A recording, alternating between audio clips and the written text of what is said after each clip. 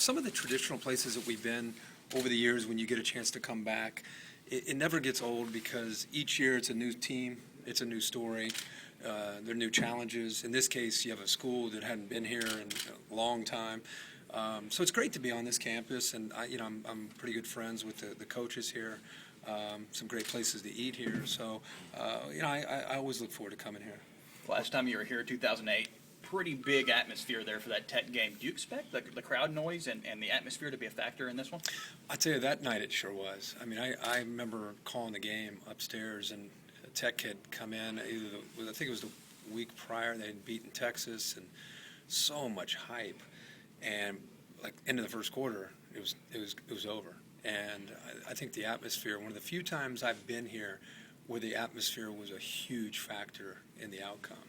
And I've just, my sense in being here for the last couple days, it doesn't seem like this fan base likes Notre Dame a whole lot. I mean, it's one thing to read about it, but when you're an outsider, to actually get on the campus and feel that, I think that there's going to be a scene very similar to the one that Texas Tech faced, and which gets me to Everett Golson, and he's going to have to play with a great deal of poise. Notre Dame's chance to win this game, to me, comes down to their front seven getting pressure on Landry Jones, trying to create turnovers, and then their own offense with Everett Golson.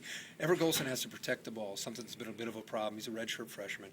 And then he's got to make big plays with his legs. It's going to be very hard for Notre Dame to just line up, ball on their own 20, drive 80 yards in 12 plays.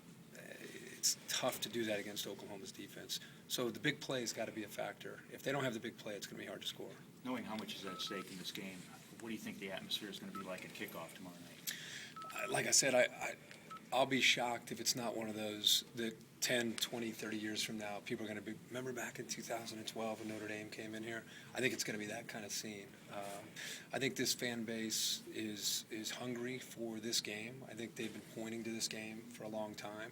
The fact that Notre Dame's 7-0 and number 5 in the BCS standings, the fact that Oklahoma's trying to get back into being a team that is being looked at as a legitimate threat to get back up in the BCS standings, higher in the top 5.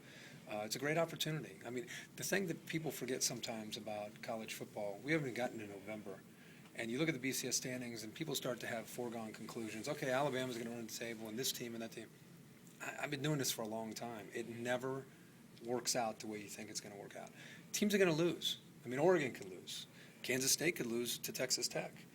And if those two things happen, teams like LSU with 1 loss, Oklahoma with 1 loss, USC with 1 loss, they're right back in it. So if I'm Oklahoma and I'm their fan base, I just keep hoping this team continues to improve the way they have these last 3 weeks, and who knows what could happen at the end of the year. Are you surprised that these two tradition-rich programs have only played once in the last nearly 50 years?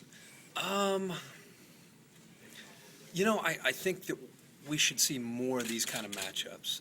I think that college football fans, players, coaches, you want to be involved in these kind of matchups. I think they're healthy, and I'll tell you what, this is the wave of the future. Give Bob Stoops and Joe Castiglione a ton of credit, because you go back since Bob's been here, they always have an intersectional matchup. They always have a game where people get excited.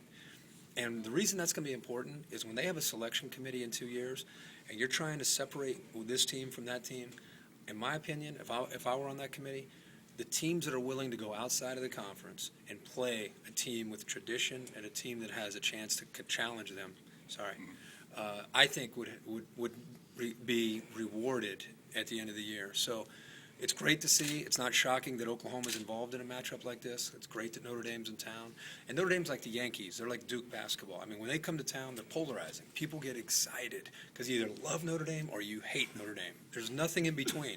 And so I think because they're on this campus, it's just going to be cool to see the 2 uniforms on the same field together. It's going to, for those of us who are traditionalists and love this sport, it's going to be fun to watch. Thanks.